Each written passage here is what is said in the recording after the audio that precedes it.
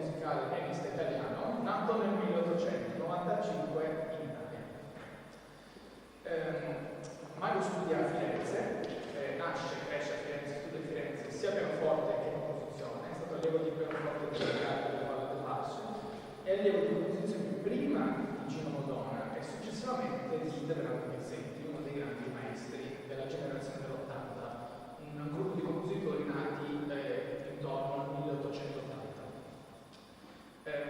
Dunque, Mario si forma a Firenze e da subito riscuote un grande successo in Italia, sia come pianista che come compositore. Successivamente si dedicherà solo alla composizione, in quanto, questo a detta stessa di Mario Castellano Tedesco nella sua autobiografia, troppo pigro per esercitarsi per tenere concetti da solista, anche se era molto ambito come pianista accompagnatore, perché conoscendo bene la musica suonava tutto a memoria.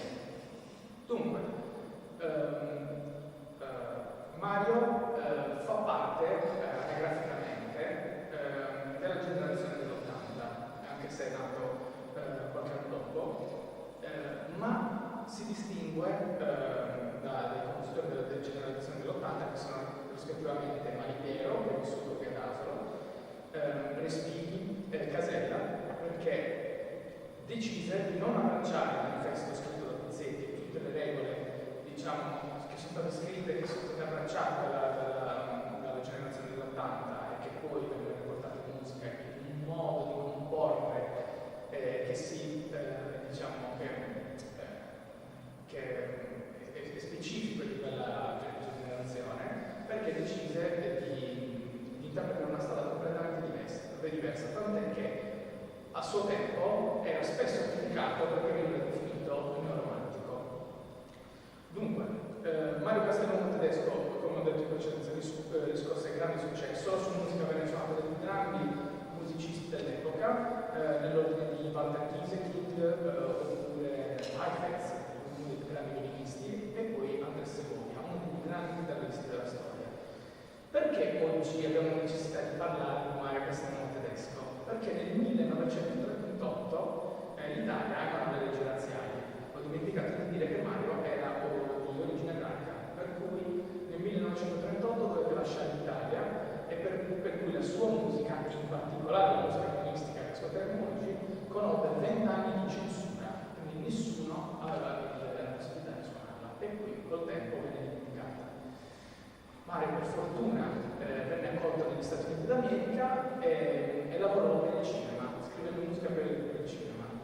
La produzione di musica per pianoforte, musica per chitarra, musica per pianoforte e voce, lui scrisse per qualsiasi organico, non si fermò mai, ma la musica pianistica scritta nel periodo italiano venne dimenticata. Mario morì a Beverly Hills nel 1968 quindi oggi io invece vi porterò due brani, due rapsodie che vi ho detto in precedenza. La prima si chiama Rapsodia ebraica e la seconda Rapsodia napoletana. Questi due brani hanno due titoli, ovvero la Rapsodia ebraica si chiama Le danze del re David, mentre invece la Rapsodia napoletana si chiama Piedi Grotta 1924. Allora, vorrei parlarvi brevemente delle danze del David. Mi avvicino al pianoforte perché avrei necessità di farvi alcuni esempi. Dunque, le danze del David vennero scritte nel 1925 e furono per Mario Castellano Tedesco un importante traguardo dal punto di vista personale, in quanto Mario era l'unico musicista di una famiglia di banchieri, tant'è che la sua formazione di musicista non venne vista di buon occhio né dal padre né da nessuno della sua famiglia, fino al momento in cui il suo talento venne riconosciuto internazionalmente e quindi il suo lavoro venne supportato. L'unica persona che lo supportò sin da bambino fu suo nonno materno, Bruto Sinigaglia. Ora vorrei leggere una piccola citazione che viene dalla sua autobiografia, scritta da Mario Castellano Tedesco, in relazione a delle melodie scritte dal nonno stesso e nascoste in soffitta quando Mario si trasferì mettendo mano alla libreria di casa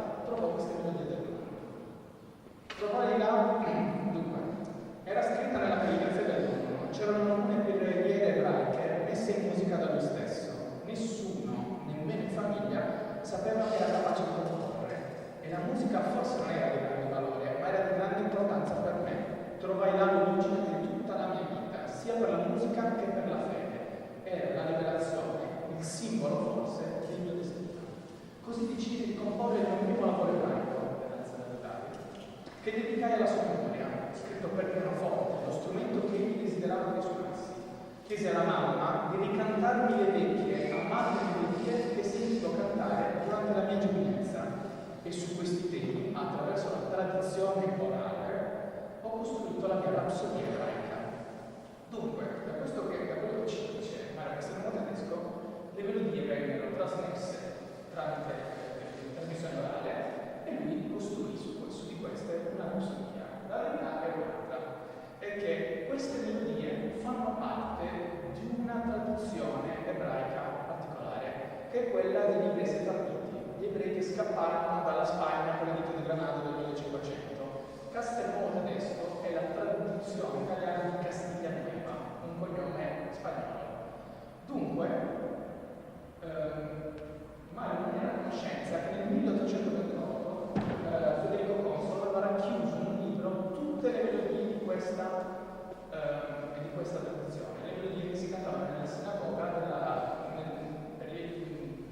appartenenti agli ebrei sefarditi. E a conferma di questo c'è un musicologo americano che è Zaccaria Blevin, che messe a confronto le melodie utilizzate da Mario Castellano Tedesco nel suo pezzo e le melodie contenute all'interno del libro scritto da Consolo, che si chiama I Canti di Israele. Oggi è possibile riascoltare tutte queste melodie all'interno dell'archivio finanziato dal Centro Loretti, che si chiama Tesauro Urbano di Musica Ebraica, ed è possibile appunto ascoltare il confronto tra la musica di Castelnuovo Tedesco e la musica della tradizione ebraica. Quindi Mario Castelnuovo Tedesco decide di scrivere questa rapsodia basandosi su delle teorie tradizionali, ma va molto più a fondo. Infatti Mario vuole ricreare il suono degli strumenti tradizionali della Israele di 3000 anni fa. Come che fa questo? In parte attraverso la scrittura musicale, in parte attraverso delle annotazioni scritte sullo spartito. Infatti, la storia delle danze del Re Davide parla del Re Davide che torna a Gerusalemme riportando l'Arca dell'Alleanza, dove sono contenute le tavole dei 10 comandamenti, accompagnate da un corteo in festa ricco di musicisti. E lo stesso Re Davide è accompagnato appunto da un corno tradizionale che si chiama lo shofar. Durante tutta la rapsodia c'è un richiamo specifico allo shofar, questo corno. Le danze del Re Davide sono 7, un numero molto caro alla tradizione ebraica, rispettivamente violento ed impetuoso, ieratico, rapido e selvaggio, lento ed stanco, rude e ben ritmato, malinconico e supplichevole e poi allegro e guerriero. Tra tutte le danze vi è un motivo tumultuoso, quasi shofar, che adesso vi faccio sentire. Lo shofar, come vi ho detto in precedenza, è un corno ebraico, ma Castelnuovo Tedesco non si ferma a chiamarlo. Il corno ebraico ha dei pattern particolari e Castelnuovo Tedesco sceglie il pattern del richiamo, quello del piano di guerra. E adesso lo faccio sentire. Il brano inizia così e poi tra un brano e l'altro c'è questo richiamo allo shofar.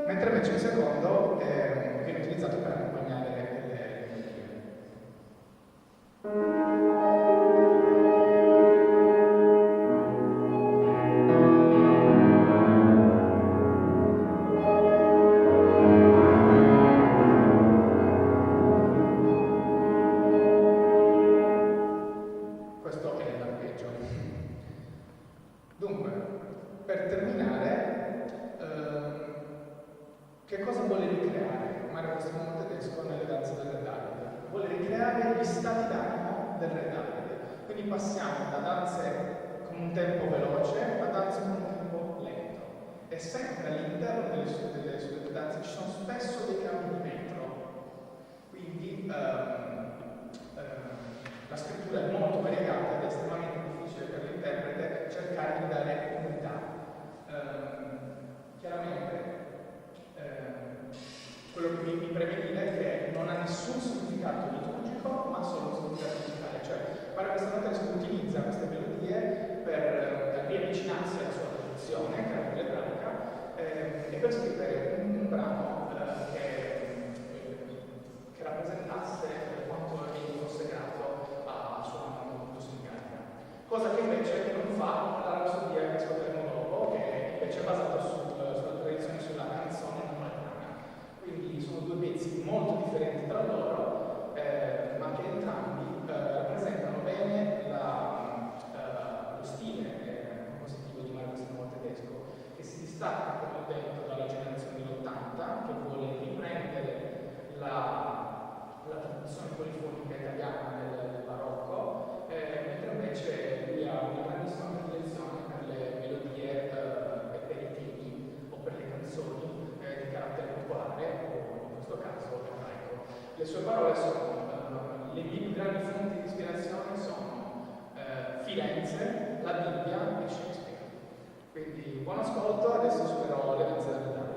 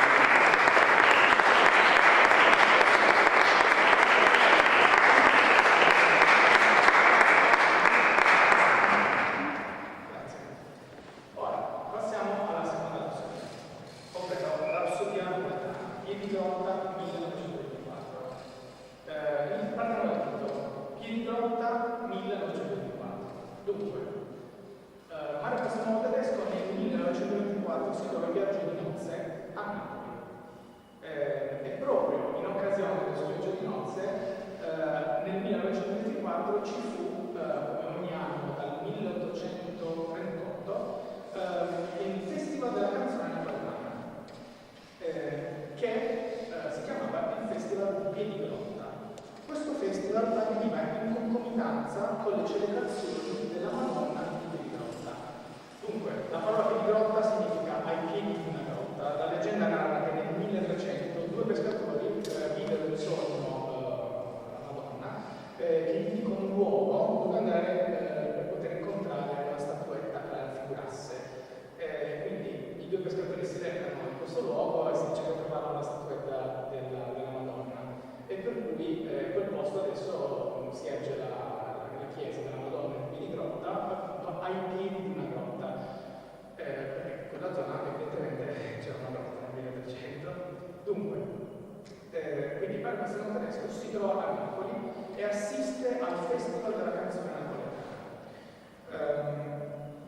Per cui nel 1924 decide di scrivere questo pezzo, ispirandosi alle melodie sentite durante questo festival.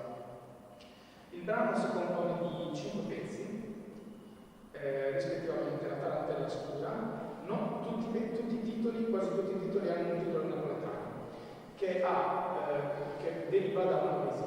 Adesso arriveremo a parlare del rapporto con questo pezzo con la poesia. Dunque, tarantella scura, notte e luna, cara scimante, voce lontana e la luna. Sono tutti nomi abbastanza inusuali da sentire, perché sono in napoletano. Dunque,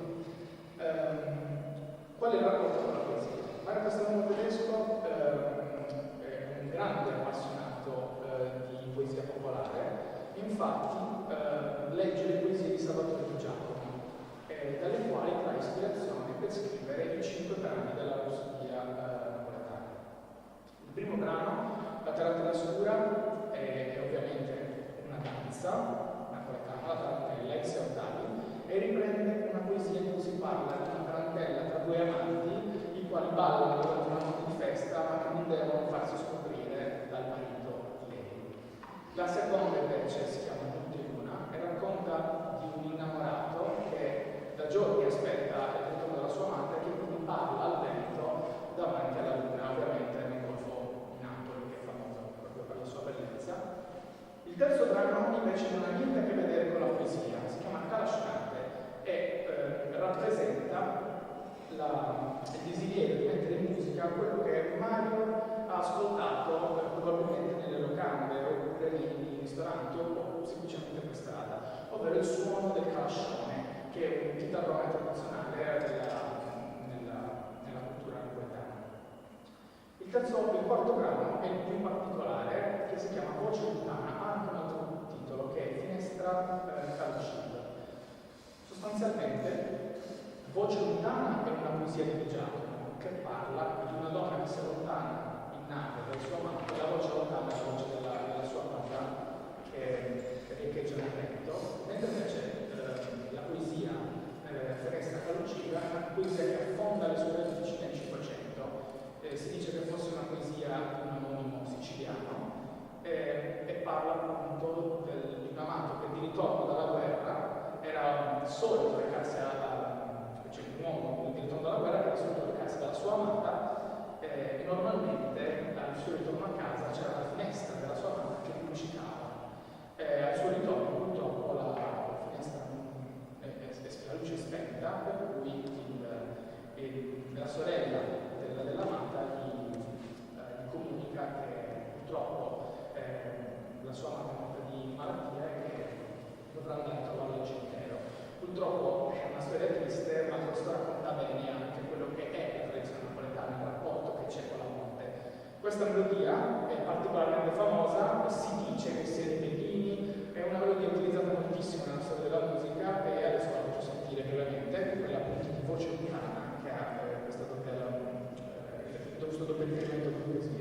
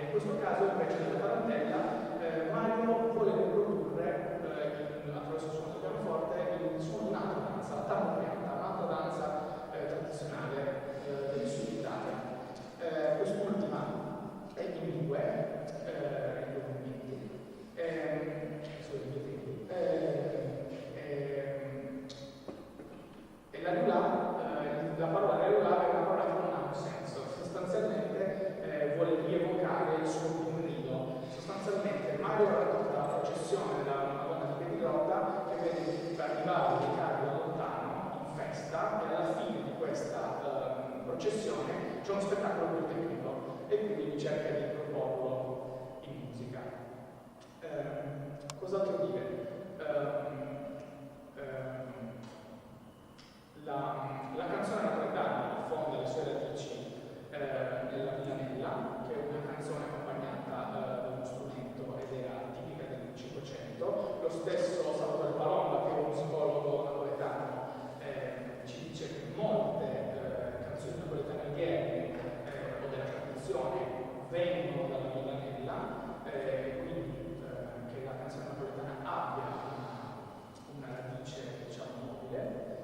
Mentre invece c'è un'altra corrente di pensiero che dice che la canzone napoletana sia semplicemente popolare e che non è, della quale non si trovano tracce, diciamo, rispetto alle canzoni napoletane che si trovano oggi, perché era di tradizione orale.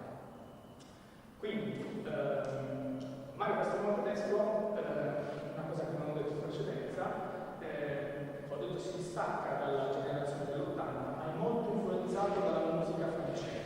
Egli stesso